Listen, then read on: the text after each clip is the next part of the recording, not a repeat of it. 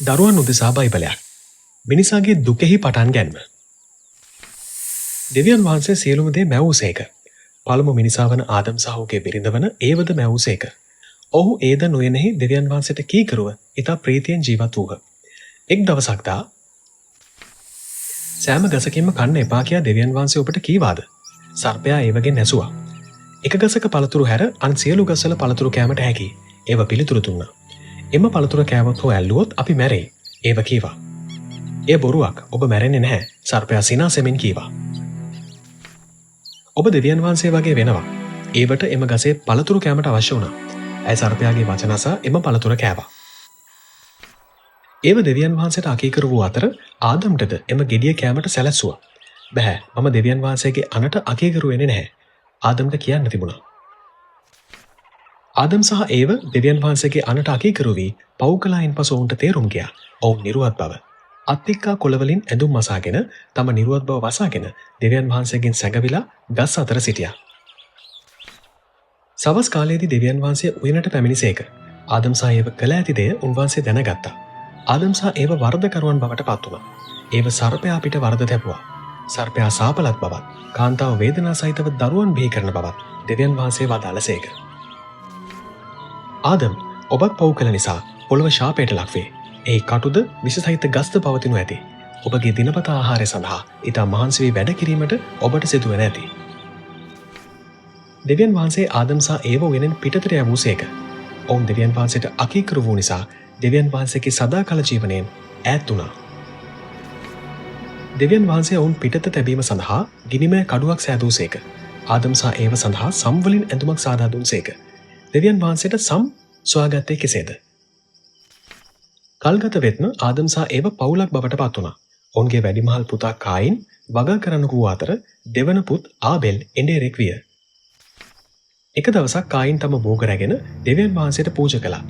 ආබෙල් ඔහුගේ බැටළු රැලෙන් හොඳම බැටළුවා රැගෙන දෙවියන් වහන්සේට පූජා කළා.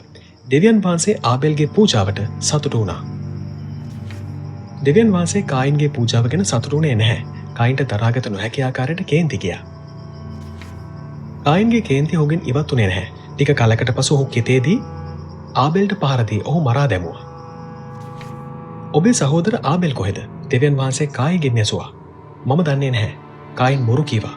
මම මගේ සහෝදරයාගේ රැකවලා දෙයි. කායින් විමසුවා. දෙවියන් වහන්සේ භෝග වගාව සඳහා කායින් සතුව තිබූ හැකියාව ඉවත් කොට ඔහු ඔබ යන්නෙක් බවට පත් කළසේක. කායින් දෙවියන් වහන්සේගේ අභිමුඛයෙන් ඉවත් විය. ආදම් සහ ඒවගේ දියණියක් සමග විවාහ වී පවුලක් ලෙස වර්ධනය විය. කායින්ගේ දරුමුණුපුරෝ ඉතා ඉක්මනින් දේශය පුරා පැතිර ගියහ.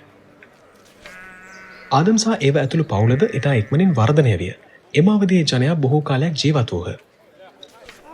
ඒව සෙත් බිහි කළ විට දෙවියන් වහන්සේ ආබෙල් වෙනුවට මට සෙත් දුන්සේකයි කීවාය.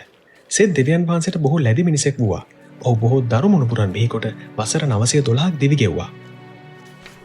ලොව පුරා මිනිසු පරපුරෙන් පරපුරට දරුණු වුණා. අවසානයේදී සියල්ල විනාශ කිරීමට දෙවියන් වහන්සේ තීරණය කළසේක. මිනිසයන්ද සියලුම සතුන් හා පක්ෂීන් මිනිසයා මැවීම පිළිබඳ දෙවියන් වහන්සේ දුක් වුණා. ඒ දෙවියන් වහන්සේ ප්‍රසන්න කිරීමට එක් මිනිසෙක් සමත් වුණා. මේ මිනිසාගේ නම නෝවා. ඔහු සෙත්ගෙන් පැවතෙන්නෙක්. ඔහු ධර්මිෂ්ඨ මෙන්ම නිර්දෝෂී කෙනෙක්. ඔහු දෙවියන් වහන්සේ සමග හැසිරුණු කෙනෙක්. ඔහු තමා මෙන්ම තම දරුත් දෙනාටද දෙවියන් වහන්සේට කීකරු වීමට ඉගැන්වුවා. ආමෙන්. දෙවියන් වහන්සේ දන්නවා අප වැරදි කර ඇති බව. එම වැරදි උන්වහන්සේ පාපය ලෙස හඳුන්වනසේක. පාපයේ කුලිය නම් මරණයයි. උන්වහන්සේ ජීවමානව නැවත ස්වර්ගයට නැගුණු නිසා අපගේ පාප උන්වහන්සේට කමා කළ හැක. ඔබට පාපයෙන් මිදීමට අවශ්‍ය නම් දෙවියන් වහන්සේට කියන්න. ආදර දෙව් පියාණනි, ජේසුස් වහන්සේ මා වෙනුවෙන් මැරී නැවත නැගිටිනු බව මම විශ්වාස කරමි. මගේ ජීවිතයට පැමිණ මගේ පව් වලට කමාව දුන මැනව. එවිට මට ඔබ වහන්සේ සමග නව ජීවිතයක් ගත කළ හැක. සදා කාලයටම ඔබ සමග ඔබේ දරුවෙකු ලෙස ජීවත් වීමට උදව් කළ මැනව. ආමෙන්. සෑමදාම බයිබලය කියවමින් දෙවියන් වහන්සේට යාඥා කරන්න. ලිව්වේ එඩ්වඩ් හියුස්, ඉදිරිපත් කරන්නේ ඇන්ඩ්‍රු පෝල්. contact www.bibleforchildren.org